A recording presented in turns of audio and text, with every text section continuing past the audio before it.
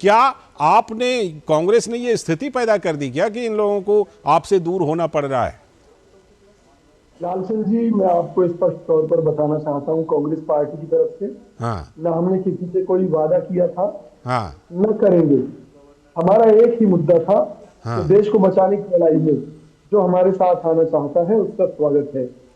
लेकिन अगर कोई बदनीयती के साथ हमारे साथ जुड़ा या अच्छी नीयत के साथ जुड़ा और सीबीआई ईडी के दबाव में वो अपने रंग बदल रहा है गिरगिट की तरह, तो उसका तो कांग्रेस पार्टी के पास कोई हल है नहीं। आपको याद होगा, हमने हमेशा से कहा कि गठबंधन की राजनीति हमारे लिए नुकसानदायक है। कांग्रेस पार्टी का इतिहास रहा है कि जब जब हमने क्षेत्रीय दलों के साथ गठबंधन विजय किया जी, है, हाँ ठीक है तो विजय जी, लेकिन नुकसान जानते हैं शिकायत क्या रही है? इन लोगों की शिकायत शायद ये रही है कि पहले तो ड्राइविंग सीट ऑफर कर दिया, अब बाद में फिर कहा कि बगल में बैठिए, हम चलाएंगे, हैं हम ड्राइवर बनेंगे। मामला यहाँ इन लोगों को चुभ रहा है, मतलब आपके सहयोगी दलों को। नहीं, मुद्दा ये नहीं था। हाँ मुद्दा ये था कि ये लोग कांग्रेस पार्टी के नेतृत्व में एकजुट तो हो गए जी। लेकिन प्रत्येक क्षेत्रीय दल ये चाहने लगा हाँ कि उत्तर प्रदेश में हाँ। कांग्रेस चुनाव ही न लड़े।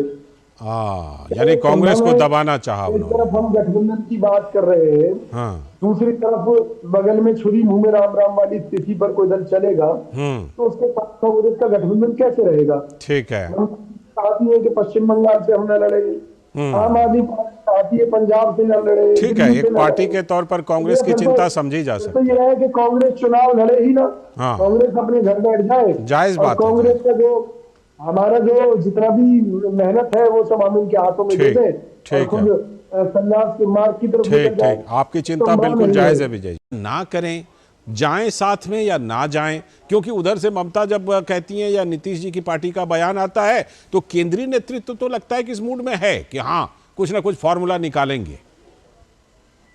डॉक्टर साहब, आजादी से पहले कांग्रेस में कभी भी एकजुटता नहीं रही, दो दल हमेशा से रही, एक गर्म दल एक नरम दल। आजादी के बाद परिभाषा बदल गई, इसमें एक वर्ग ऐसा आ गया जो केवल सत्ता में रहना चाहता है, जबकि संघर्ष नहीं करना चाहता। वहीं दूसरा वर्ग संघर्ष करना चाहता है, संघर्ष के दम पर सत्ता के माध्यम से देश की सेवा करना चाहता है। आज भी वही परिस्थिति है। कांग्रेस के अंदर एक वर्ग है जो चाहता है कि चाहे गठबंधन करना पड़े, चाहे कुछ भी करना पड़े, बस सत्ता आनी चाहिए। जबकि दूसरा वर्ग है वो ये कहता है कि नहीं, सत्ता मिले ना मिले, सत्ता हमारे लिए कोई मतलब बहुत बड़ी बात नहीं है। आपका तर्क समझ गया, लेकिन एक पार्टी के तौर पर एक स्वर में तो बोलना पड़ेगा ना विजय जी, एक पार्टी के तौर पर एक स्वर में तो। हाँ देखिए, उसको लेकर मल्लिकार्जुन खड़गे जी को पार्टी की नीतियां स्पष्ट करनी चाहिए, क्योंकि जब रिकॉर्ड रहा है कि गठबंधन की राजनीति ने हमेशा हमें नुकसान पहुंचाया है और जब हम लड़ाई देश को बचाने की लड़ रहे हैं तो हम क्यों चिंता करें कि कोई हमारे साथ खड़ा है या नहीं खड़ा। हमें अपनी लड़ाई पर ध्यान देना चाहिए। निश्चित तौर पर जो देश से जुड़े मुद्दे हैं उनको पूरी ताकत के साथ उठाना चाहिए। जनता के बीच में जाकर जनता को अवेयर करना हमारा काम है। ठीक है, मीडिया भी तो उसी का साथ देगा ना। मैं समझ गया। जो सड़कों पर उतरकर संघर्ष विजय जी जैसे जो नेता हैं, तौर पर देश की तस्वीर बदलेगी।